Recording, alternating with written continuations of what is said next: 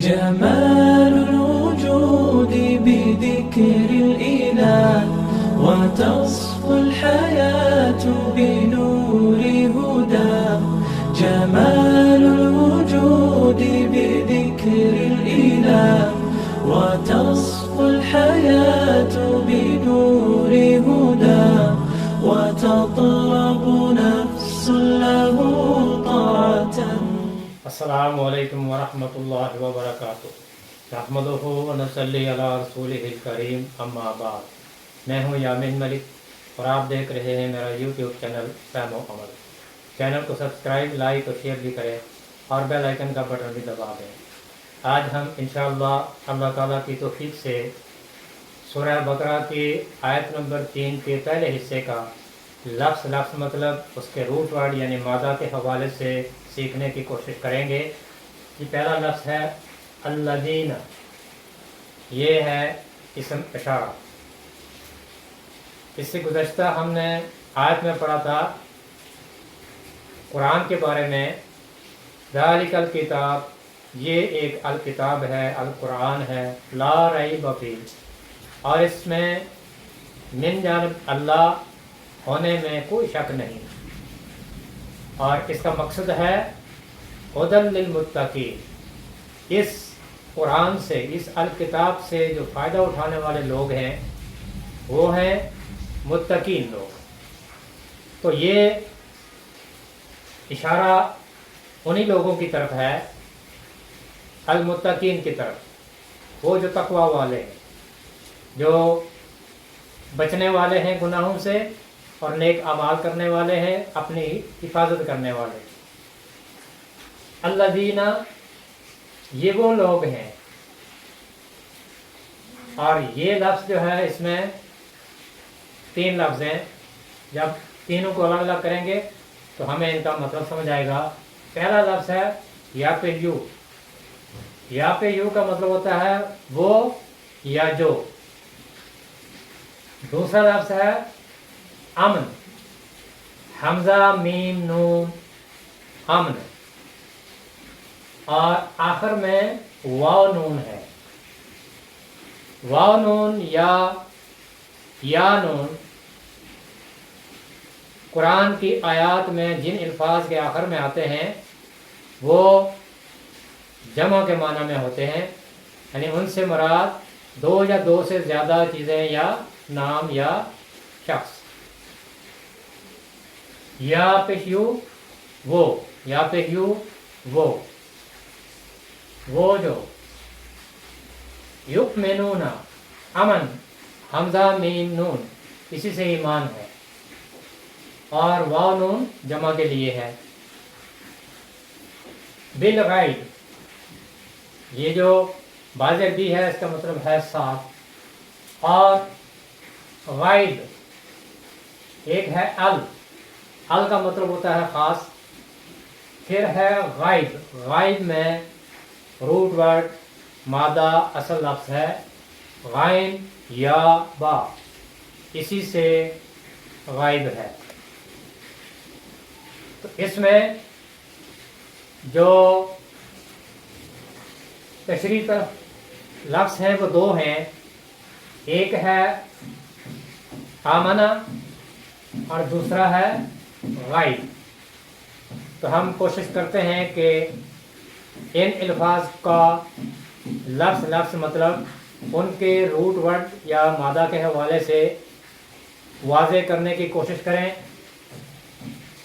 یؤمنون، root word اس میں ہے حمزہ میم نون. امن، اسی سے ایمان ہے. اور ایمان کا لغوی معنی کسی کو بے فکر اور مطمئن کر دینا، دوسرے کو امن دینا، دوسرے کی حفاظت کی ذمہ داری اپنے سر لے لینا، بے خوف ہو جانا. یہ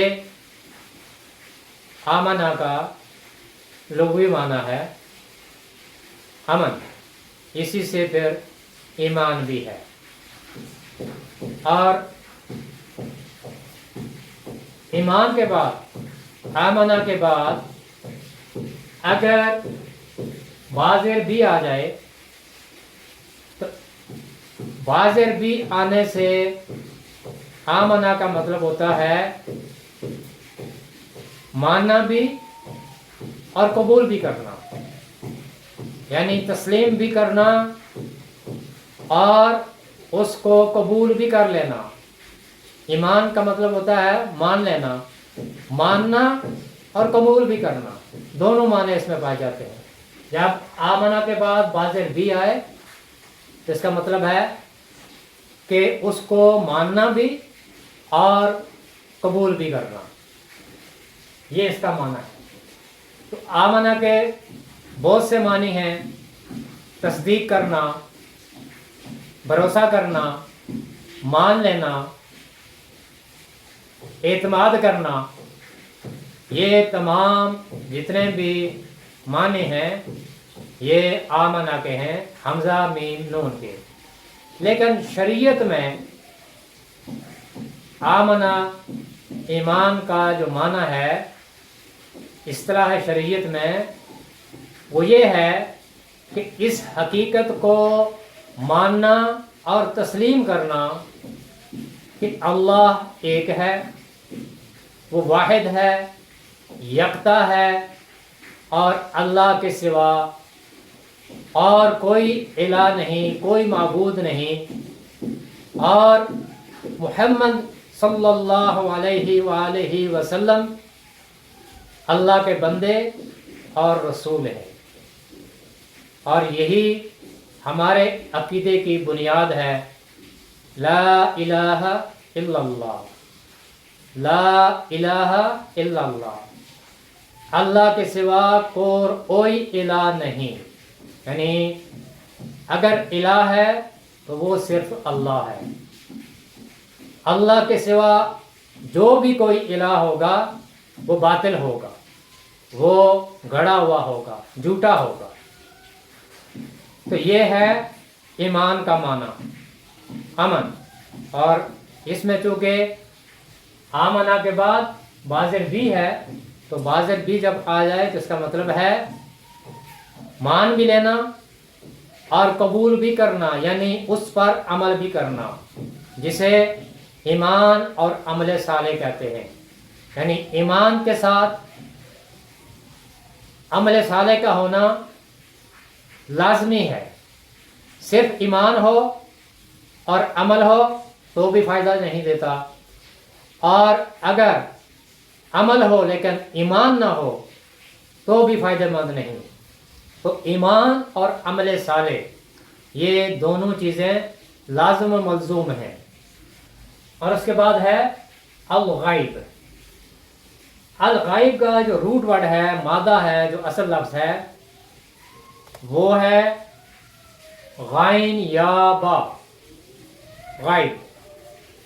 اسی سے غیبت بھی ہے، غیبت معروف لفظ ہے۔ غیبت وہ ہوتی ہے کہ کسی کی غیر موجودی میں ایسی بات کی جائے جو اس کو پسند نہ ہو، اس کو غیبت کہتے ہیں۔ تو غائب کی جو تعریف ہے، ہر وہ چیز جو کسی وجہ سے کسی بھی وقت نظروں سے اوجھل ہو جائے، پوشیدہ ہو جائے، وہ غائب کہلاتی ہے۔ اور پھر اگر وہ چیز تصور میں موجود ہو لیکن نظروں سے پوشیدہ ہو تو اس صورت میں بھی وہ چیز غائب ہی کہلائے گی۔ تو یہ تو ہے غائب کی تعریف۔ لیکن یہاں ذکر ہے الغائب کا۔ الغائب ال خاص کے لیے ہوتا ہے۔ تو الغائب میں کیا کیا آتا ہے، ذرا اس کے بارے میں سمجھنا ضروری ہے۔ ہم نے ایمان مفصل پڑھا ہے، آمنت باللہ وملائکتہ وکتبہ ورسلہ والیوم الآخر والقدر خیرہ وشرہ من اللہ تعالی والبعث بعد الموت یہ 7 چیزیں ہیں جن کا تعلق ایمان بالغیب سے ہے۔ پہلی چیز ہے اللہ پر ایمان، آمنت باللہ، یہ بنیاد ہے جس کی پیچھے میں نے تشریح کی ہے لا الہ الا اللہ، یعنی اپنے اس اختیار سے دستبردار ہو جانا، اپنے آپ کو اللہ کے سپرد کر دینا، یہ ایمان ہے۔ تو سب سے پہلی چیز ہے اللہ پر ایمان، اللہ پر بھروسہ، اللہ پر یقین۔ اور دوسری بات ہے فرشتوں پر ایمان، یہ بھی الغیب سے تعلق رکھتا ہے۔ اللہ کو ہم دیکھ نہیں سکتے لیکن اللہ ہمیں دیکھ رہا ہے، اور اللہ کی ذات بھی ہمارے لیے ان چیزوں میں سے ہے جن کا تعلق بالغیب سے ہے، الغیب۔ اللہ تعالیٰ اپنے علم کے ذریعے ہر جگہ موجود ہے لیکن ہم اللہ کو نہیں دیکھ سکتے، اللہ ہر چیز کو دیکھتا ہے، لہذا یہ بھی ایمان کا حصہ ہے، یہ بھی الغیب ہے۔ اللہ پر ایمان، بغیر دیکھے اللہ پر ایمان لانا۔ دوسری بات ہے فرشتوں پر ایمان، ہم فرشتوں کو نہیں دیکھتے لیکن یہ بھی اللہ کی مخلوق ہیں، یہ بھی اللہ کے بندے ہیں، اور ان فرشتوں کو اللہ تعالیٰ نے ذمہ داریاں دی ہیں۔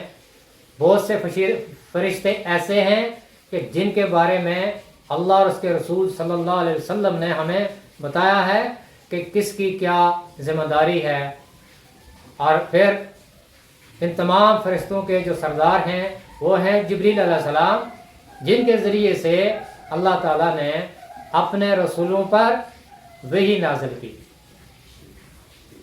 لہذا فرشتوں پر ایمان، اس کا تعلق بھی الغیب سے ہے، کیونکہ ہم فرشتوں کو دیکھ نہیں سکتے لیکن فرشتے موجود ہیں۔ پھر تیسری بات ہے کتابوں پر ایمان، اور کتابوں میں یہ قرآن بھی ہے، اور اس قرآن سے پہلے جتنی کتابیں بھی اللہ تعالیٰ نے اپنے رسولوں پر نازل کی ہیں ان تمام پر ایمان لانا۔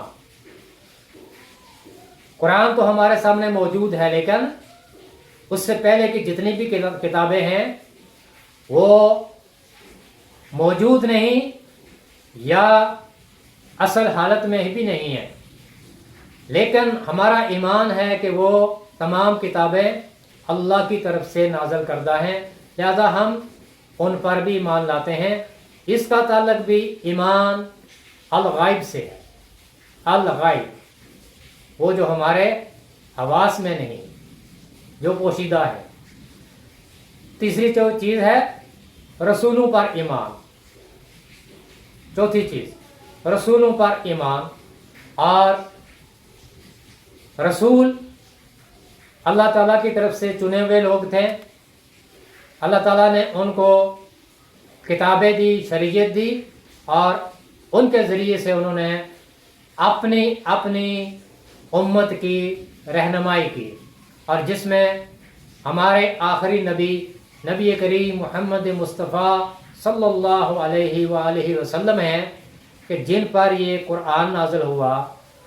تو ہمارا ایمان ہے تمام رسولوں پر، ہم کسی رسول میں کوئی فرق نہیں کرتے، تمام جتنے بھی رسول ہیں ہمارا ان پر ایمان ہے۔ اس کا تعلق بھی ایمان سے ہے اور ایمان بالغیب سے ہے۔ پھر اس کے بعد ہے یوم آخرت، قیامت کا دن۔ اب قیامت کا دن جو ہے وہ قیامت تب قائم ہوگی جب اس دنیا کا خاتمہ ہوگا، لیکن اللہ اور اس کے رسول صلی اللہ علیہ وآلہ وسلم نے ہمیں اس دن کے بارے میں صاف صاف بتا دیا، اور پھر سورہ فاتحہ میں ہم نے پڑھا تھا کہ مالک یوم الدین، اللہ اس دن کا مالک ہے، ہمارا رب اس دن کا مالک ہے جس دن حساب کتاب ہوگا۔ تو یہ آخرت پر ایمان بھی ہمارے ایمان کا حصہ ہے، اور یہ بھی الغائب میں سے ہے، اس کا تعلق بھی الغائب سے ہے۔ آخرت پر ایمان، ہمارا ایمان ہے کہ قیامت قائم ہوگی اور اس دن تمام لوگوں کے اعمال کا حساب کتاب ہوگا اور جزا و سزا کا فیصلہ ہوگا۔ پھر اس کے بعد ہے تقدیر۔ تقدیر ہے اندازہ۔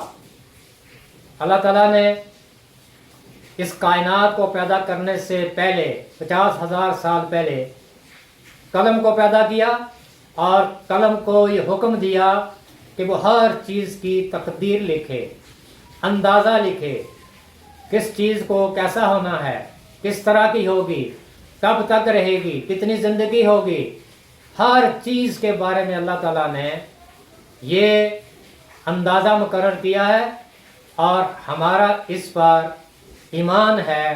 یہ بھی ایمان بالغیب میں آتا ہے، یعنی یہ ان چیزوں میں ہے کہ جن کو ہم اس وقت دیکھ نہیں سکتے، لیکن اس کا تعلق الغیب سے ہے۔ اور پھر آخری چیز ہے موت کے بعد دوبارہ زندہ ہونا، والبعث بعد الموت، بعثت ہوتی ہے مرنے کے بعد دوبارہ زندہ ہونا۔ تو یہ بھی ہمارا ایمان ہے۔ اللہ تعالیٰ نے قرآن میں بھی اور نبی کریم محمد مصطفیٰ صلی اللہ علیہ وآلہ وسلم نے ہمیں اس چیز کے بارے میں بتایا ہے کہ جب اس دنیا کا خاتمہ ہو جائے گا تو اس کے بعد پھر ایک سور پھونکا جائے گا، اور ہر چیز اس زمین سے نکل کر باہر آ جائے گی، جس میں انسان بھی شامل ہوں گے، اور جب وہ قبروں سے نکلیں گے تو وہ اس طرف دوڑ پڑیں گے جہاں سب کا حساب ہونا ہے۔ تمام کے تمام لوگ وہاں پہ جمع ہوں گے اور پھر ان کا حساب کتاب ہوگا۔ یہ چیز بھی ہمارے لیے الغائب ہے، اس کا تعلق بھی الغائب سے ہے، اس پر بھی ایمان ہمارے ایمان کا حصہ ہے۔ تو یہ جو سورہ بقرہ کی تیسری آیت کا جو پہلا حصہ تھا، اس کا لفظ مطلب میں نے آپ کے سامنے بیان کیا۔ الذین وہ لوگ، کون سے لوگ؟ وہ جو متقین لوگ ہیں جن کا ان سے پہلے والی آیت میں ذکر ہوا تھا، للمتقین، کہ یہ وہ لوگ ہیں، یہ متقین لوگ وہ ہیں، یہ ان کی صفات بیان ہو رہی ہیں کہ ان کی سب سے پہلی صفت یہ ہے یؤمنون بالغیب، وہ الغیب پر ایمان رکھتے ہیں، الغیب پر ان کا ایمان ہے۔ اور الغیب یہی جو میں نے آپ کے سامنے تفصیل پیش کی ہے۔ اللہ تعالیٰ مجھے بھی اور آپ کو بھی قرآن سیکھنے، سکھانے اور اس پر عمل کرنے کی توفیق عطا فرمائے۔ سبحانک اللہم و بحمدک، اشہد ان لا الہ الا انت، استغفرک و اتوب الیک۔ السلام علیکم ورحمۃ اللہ وبرکاتہ۔